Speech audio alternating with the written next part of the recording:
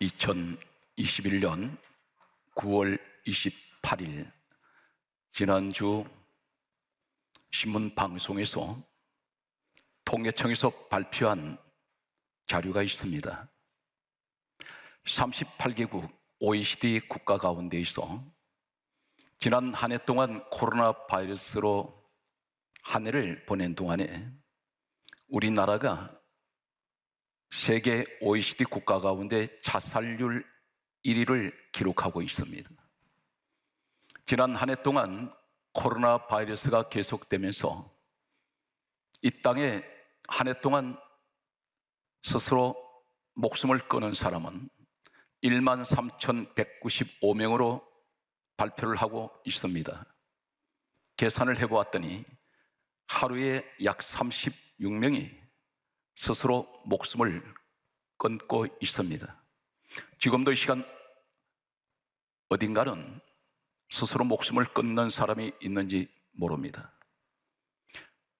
한 달에 약 1,000명 이상이 우리나라에서 자살을 하고 있습니다.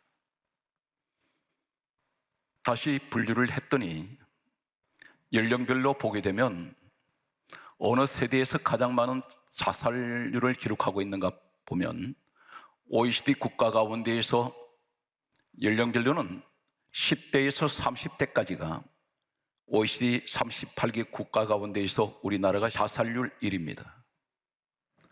10대에서 30대는 인생의 황금기입니다. 인생의 꽃을 피워야 될 이 사람들이 채 꽃도 피우기 전에 꽃봉오리가 스스로 자신의 생명을 끊습니다. 부모님보다도 이 자식이 자연사를 한 것이 아니라 스스로 자신의 목숨을 끊는 그 현실 앞에 부모님들은 비통한 나머지 비참하며 평생 이 자녀에 대한 상처는 평생을 안고 갈 것입니다. 왜 젊은 사람들이 자살할까요? 인류대학을 나왔습니다. 그런데 꿈을 접어야 합니다. 자살한 사람은 내일에 대한 꿈이 없기 때문입니다. 소망을 잃어버렸습니다.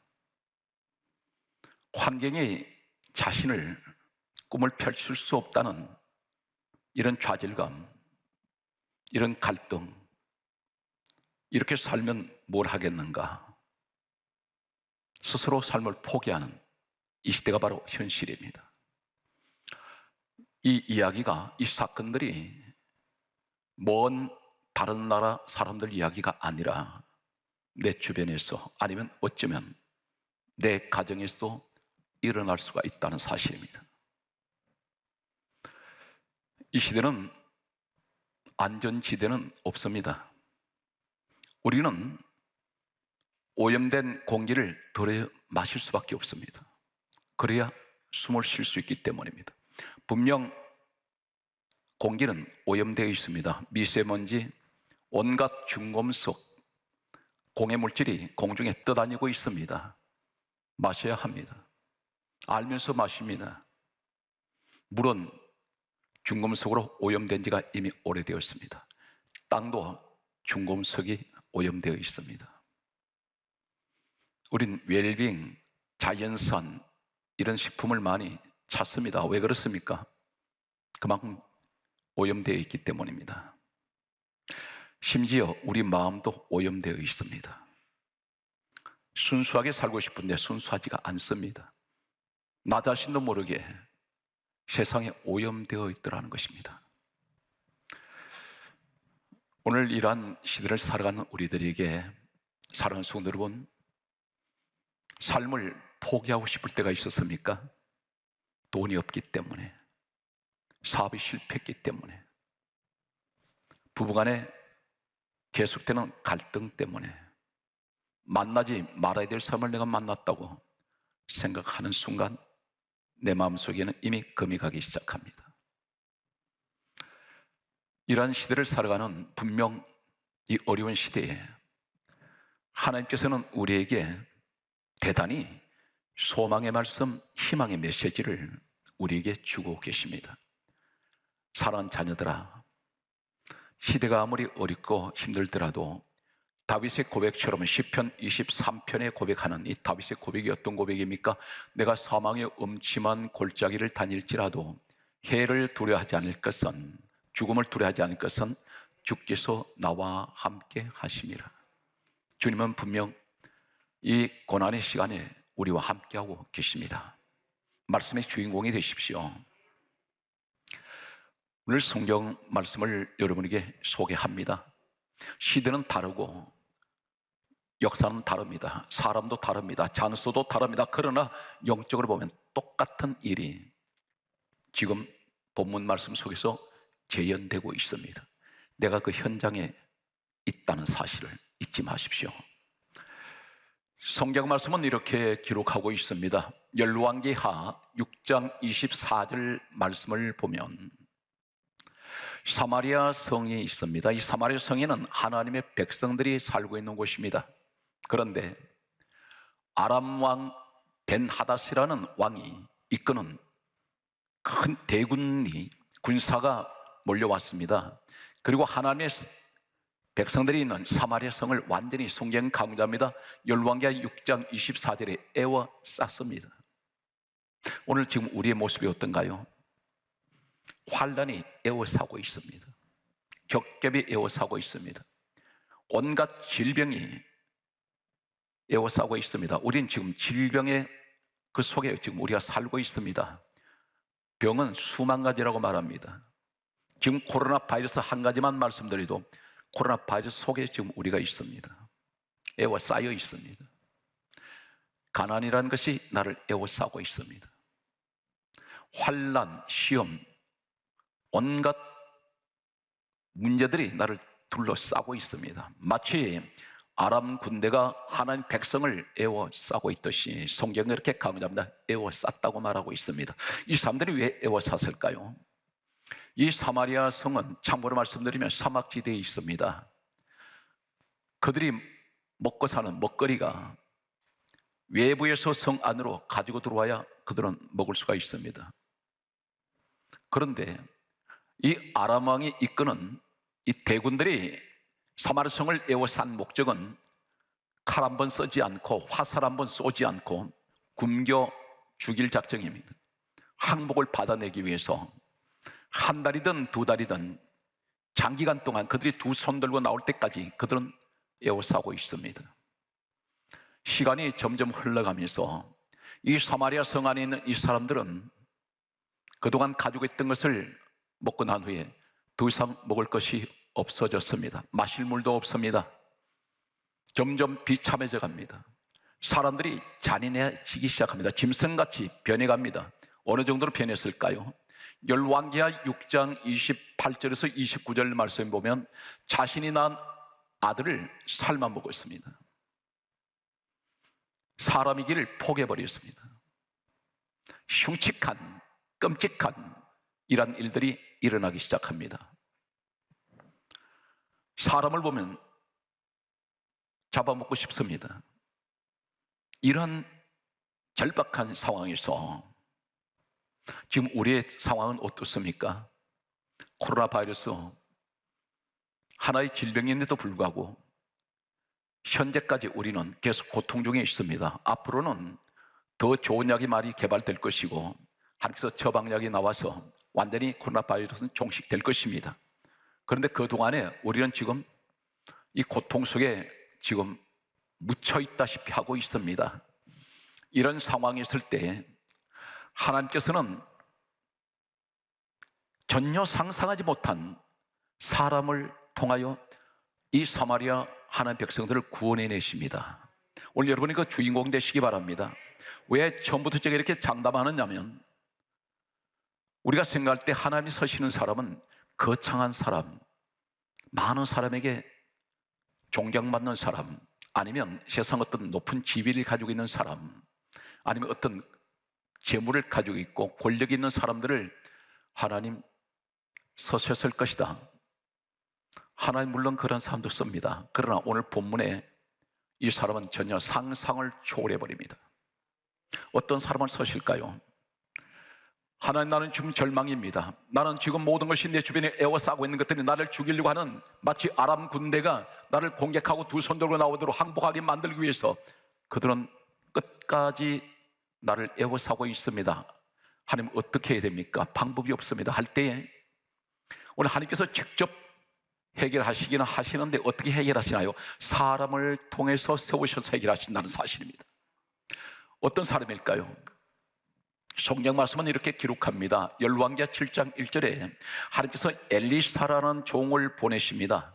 그리고 하나님께서 다음 같은 말씀을 이 엘리사를 통해서 전하게 하십니다. 뭐라고 전하십니까? 여호와의 말씀을 들을지어다. 내일 이맘때에 너희에게 먹을 것을 주실 것이다 했더니, 소위 세상 지식이 꼭 권력을 가졌다는 열왕기하 7장 2절에 한 장관이 나옵니다. 이 장관이 되려면 지식이 있어야 될 것입니다. 권력을 가지고 있습니다. 재력도 있습니다. 많은 사람에게 존경받은 지도자인지 모릅니다. 그런데 이 사람이 뭐라고 말합니까? 하나님의 말씀을 듣는 순간 하는 말이, 여호와께서 하늘에 창을 내신들 어찌 이런 일이 있으리요? 믿지 않습니다. 소위 세상에서 좀 배웠다는 사람, 하나님의 말씀을 잘 믿으려고 하지 않습니다. 그런데 엘리사가 이 말이 즉각 말하기를, 너는 그것을 보리라. 그러나 너는 그것을 먹지 못하라. 너는 구경을 할 것이다. 하나님의 말씀 믿지 않기 때문에 너에게는 안 주실 것이라는 것입니다. 그런데 하나님께서 사람을 등용을 시키십니다. 놀랍게도 열왕기하 7장 3절 말씀에 보게 되면 성문 어귀에 네 사람의 나병 환자가 있습니다. 성문 어귀란 이 말이, 어귀가 한글에는 어귀로 되어 있는데 어귀가 무슨 의미일까요? 히브리어 원문에는 페타흐라는 그런 원문을 씁니다. 이 어귀 페타흐, 이 의미가 어떤 것이냐면 성문 밖입니다. 문 밖을 페타흐라고 부릅니다. 성문 어귀는 성문 밖이라는 것입니다. 성문 밖에 누가 있나요? 적군들이, 아람 군대가 진을 치고 있는 것입니다. 이곳에 나가면 죽습니다. 왜 나병 환자들이 그곳에 있을까요? 참고로 말씀드리면 나병 환자들은 당시에는 불치의 병이었습니다. 일반 사람과 같이 생활할 수가 없습니다. 격리가 됩니다. 성 밖으로 내보냈습니다. 다시 말씀드려서 죽는 자리로 내보냈습니다. 버려버린 인생입니다. 그런데 하나님께서 이 사람들을 쓰십니다. 쓰실 이유가 뭘까요? 성경 말씀을 보면 이렇게 기록하고 있습니다. 열왕기하 7장 3절 말씀을 반드시 기억하시기 바랍니다. 성 밖에 버려졌습니다. 그들은 잠시도 방심할 수가 없는, 내버려 두어도 스스로 죽을 수밖에 없는 인생들입니다. 성 안의 사람들은 먹을 것이 없어서 어느 정도 심각한 상태였습니까? 사람을 잡아서 먹는 이러한 식인종 같은 생활로, 짐승 같은 생활하고 있는 이러한 상태에서 성 밖에 있는 이 사람들은 굶주릴 대로 굶주렸습니다. 온몸에 병이 들어 있습니다. 그런데 이 사람들은 뭐라고 말합니까? 성 안에 있는 사람들은 성한 사람들, 건강한 사람이라고 하는 사람들은 단 한 사람도 하나님께서 쓰지 않는 이유가 뭘까요? 이 나병 환자 네 사람을 통해서 쓰시는 이유가 그들의 입에서 고백됩니다. 열왕기하 7장 3절에 이렇게 말합니다.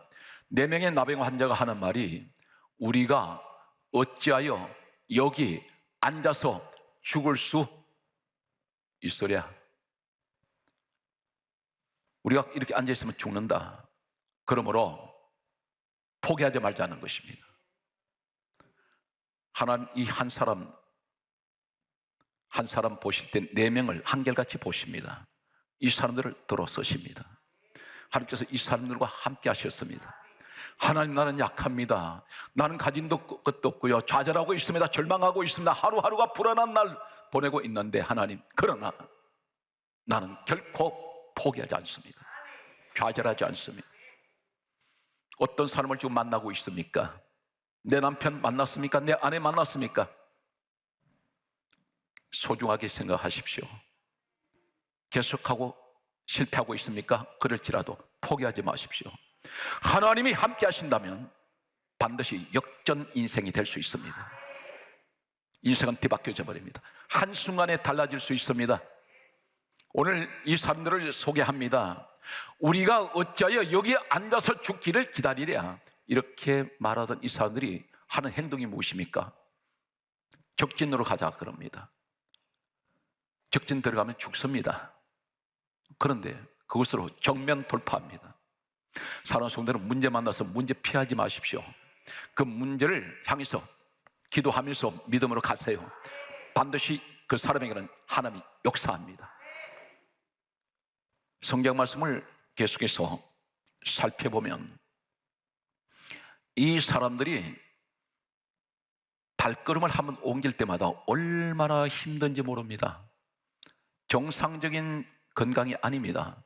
먹지를 못해서 기진맥진하고 있습니다. 기어가다시피 해야 될 것입니다. 그런데 이 사람들 주고받는 대화 소리는 모기 소리만한 신음소리 같은 소리를 했을 것입니다. 아람 적진에서 갑자기 놀라운 일이 들려옵니다.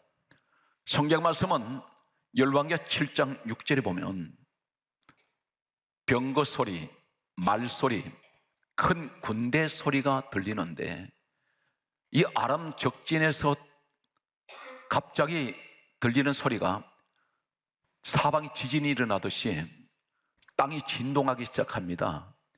이 나병환자 4사람이 움직이는데 그 발걸음 한번 내디딜 때마다 엄청난 함성 소리, 천만 대군이 몰려오는 소리가 들립니다. 병거 소리가 들립니다. 병거가 어떤 것입니까? 전쟁할 때 쓰는 무기가 끌고 오는 소리가 사방에서 우렁차게 들리기 시작합니다. 누가 역사하십니까? 하나님께서. 이 사람들이 순식간에 이 소리를 듣는 순간에 혼비백산해서 얼마나 놀랐는지, 적진에 있던 아람 군사들이 도망을 가는데 황급하게 도망가면서 자신이 몸에 지니고 있던 소지품조차도 제대로 챙기지 못하고 도망가다가 사방에다가 흩어놓고 도망갔습니다. 오늘 하나님은 포기하지 않은 사람은 나약한 사람이라 할지라도 내가 움직이기만 하면 하나님께서 반드시 내가 지금 어려운 문제를 만났는데 그 문제를 향해서 내가 나갈 때에 하나님께서는 이 사람과 함께 하시고 반드시 내가 알지 못하는, 이미 내가 상대하는 그 사람에게 그 문제를 해결해 놓으십니다. 말끔하게 해결해 놓습니다. 하나님께서 이 나병환자 4사람이 그곳에 갔을 때에 하나님께서 어떻게 하셨습니까? 산더미 같은 음식물들이 쌓여 있었습니다. 이 사람들은 마음껏 먹었습니다. 먹고 났더니 사마리아 성에 있는 자신의 백성들이 생각이 났습니다. 그래서 이렇게 말합니다. 우리가 오늘 아름다운 소식이 있는 날인데 우리만 이렇게 먹어서는 안 된다. 사마리아 성에 가서 이 사실을 알리자. 갔더니 이 백성들에게 이 소식이 알려지자마자 사람들이 밀려오기 시작하는데, 오늘 성경 말씀은 열왕기하 7장 2절에 한 장관이 하나님이 신들 내일 하늘에 창을 열고 먹을 것을 주실 수 있겠느냐 했더니 장관이 엘리사가 한 말 그대로 너는 그것을 보리라, 그러나 너는 그것을 먹지 못하리라. 이 말이 열왕기하 7장 17절에 보게 되면 백성들이 성문으로 물밀듯이 밀려 내려올 때 장관을 밟아서 죽였습니다. 보기는 보았는데 먹지 못합니다. 하나님은 누구와 함께 하십니까? 포기하지 않는 사람. 사랑하는 성도 여러분, 돈이 없어도 절망하지 마십시오. 몸이 아파도 절망하지 마십시오. 사람들이 나를 아무리 핍박을 해도 절망하지 마십시오. 하나님이 계시면 됩니다. 오늘 성경 말씀은 이렇게 기록합니다. 고린도 후서 4장 7절에 이 보배를 길그릇에 가졌으니 이렇게 말씀합니다. 보배가 누구인가요? 우리의 세상 천하의 최고의 보배는 예수님이십니다. 길그릇이라 했습니다. 길그릇을 가리켜 로마서 9장 24절은 그릇은 우리라 했습니다. 내 연약한 그릇, 길그릇이 무슨 그릇인가요? 흙으로 빚은 그릇입니다. 그릇 중에 가장 잘 깨지는 그릇, 쉽게 금이 가버리는 그릇은 바로 질그릇입니다. 나는 연약할 대로 연약한 사람입니다. 나는 잘 깨지는 그릇입니다.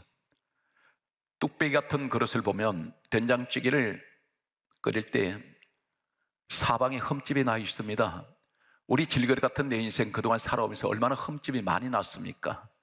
쇠파에 시달리고 여기저기 흠집이 났습니다. 그런데 그 질그릇 속에 보배가 담겨 있습니다. 우리 보배는 예수님이신데 예수님이 내 마음에 와 계십니다.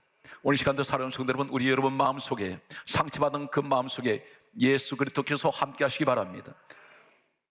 그랬더니 네 가지를 말씀하세요. 고린도후서 4장 8절에 하시는 말씀이 우리가 사방으로 우겨섬을 당하여도 쌓이지 않습니다. 왜 그렇습니까? 보배가 예수님이 내게 계시니 그분은 능력의 왕이세요. 그분 계신 곳에는 사단 마귀가 얼씬도 못합니다. 어떤 시험을 만나든지 우리에게 가장 귀한 보배 되신 예수님이 내 마음에 계시면 나는 연약하고 잘 깨지고 상처가 많은 인생이라도 어떤 일을 겪고도 우리가 사방으로 우겨섬을 당하여도 쌓이지 않습니다. 무엇을 말합니까? 사방에서 나를 에워싸고 있는 환난 문제가 결코 나를 죽일 수가 없다는 것입니다. 그것은 결코 나를 에워싸지 못합니다.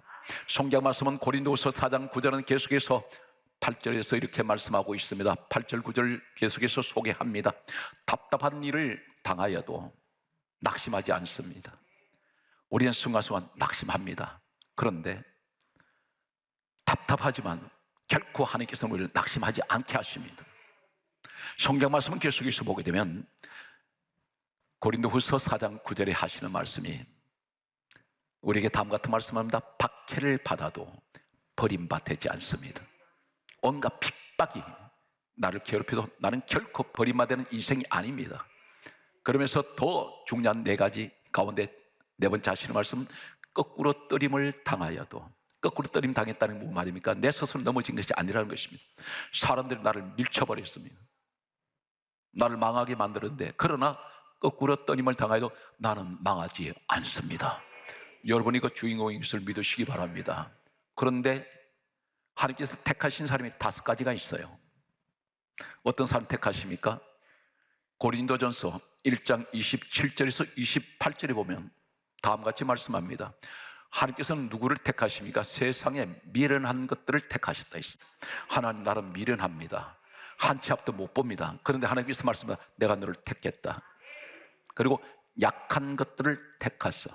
하나님, 저는 늘 넘어집니다. 약합니다. 그런데 하시는 말씀이 너는 내 안에 있으니 내가 너를 택하셨다는 것입니다. 여러분이 그 주인공인 것을 믿습니까? 오늘 성경 말씀은 계속해서 이렇게 말씀합니다. 하나님께서는 세상에 천한 것들과 멸시받는 것들, 나병 환자 같은 사람들입니다. 멸시받는 것들, 없는 것들을 택하사 세상에 잘난 사람이라고 하는 사람들 부끄럽게 하시려고 오늘 여러분이 그 택한 사람들입니다. 혹 사랑하는 성도 여러분, 신앙생활 하시면서 열심히 기도하고 아직도 내 가정에는 내 가족들이 예수를 믿는 사람이 없습니다. 또 믿기는 하는데 그렇게 믿음이 좋지가 않습니다. 신앙생활에 들쭉날쭉하는 가족들이 있어요. 그런데 나 혼자 열심히 기도했고 가족들 이 눈치 저 눈치 봐가면서 하나님 앞에 나와서 기도도 하고 예배도 드렸는데 아마 오늘 또 그럴 것입니다.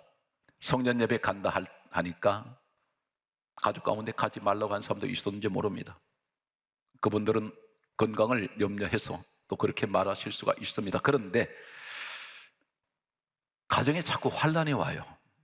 나는 열심히 기도했고 늘 성전에 나와서 예배 드리고 믿음 생활 남보다는 그래도 열심히 했는데 가정에 계속해서 문제가 겹치다 보니까 가족들이 핍박을 합니다. 당신 그렇게 기도해봐야 되는 거 하나도 없잖아. 하는 일이라고는 맨날 교회 가서 예배 드리고 그렇게 열심히 교회에 매달려 살더니 가정에는 맨날 아픈 사람만 있고 사업은 되지도 않고 당신 기도해봐야 소용없잖아. 너 당신 믿는 하나님 정말 살아 계시냐? 이렇게 묻는 사람이 있을 겁니다. 이럴 때 뭐라고 변명 한마디 하질 못합니다. 성경 이 사실에 의해서 뭐라고 말씀합니까? 시편 42편 3절에 이렇게 기록합니다. 사람들이 종일 내게 말하기를 너 하나님이 어디 있느냐 하니 내 눈물이 주야로 음식이 되었도다. 눈물이 마를 날이 없어요. 가족들이 나를 때로는 구박합니다. 교회 평생 다녀봐야 우리 집안 이 꼴이 뭐냐. 당신 하나님 살아계신다면, 당신 믿는 하나님이 있다면 당신 기도 들어줬을 거 아니야. 그런데 집안은 계속 망하는데 교회 나가지 마라. 기도해봐야 소용없어. 당신 하나님 살아있다면 나한테 증거 보여봐. 이렇게 말하는 가족들이 있을 것입니다. 그러니 이 사람 눈에는 눈물이 마를 날이 없습니다. 성경 말씀은 이 사실에 관해서 뭐라고 말씀합니까?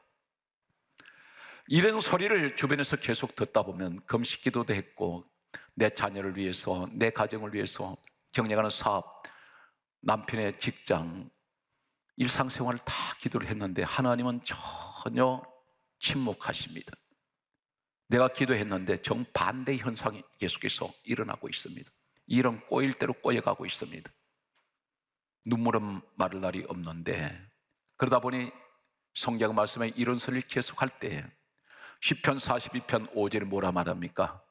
내 영혼아 내가 어찌하여 낙심하며 내 속에서 불안하여 하는고. 이런 소리 들을 때마다 낙심이 됩니다. 이런 소리 들을 때마다 내 마음은 점점 불안해집니다. 이때 하나님께서 우리에게 하실 말씀이 너는 하나님께, 너희 하나님께 소망을 두라. 그렇게 말씀하시면서 뭘 말씀합니까? 그가 나타나서 도우심으로 말미암아, 하나님께서 우리에게 나타나신다는 것입니다. 도와주신다는 것입니다. 그래서 하는 말이 내가 여전히 찬송하리로다. 범사위에 하나님 크신 축복이 여러분이 이 시대의 주인공이 되시기를 예수 이름으로 축복합니다.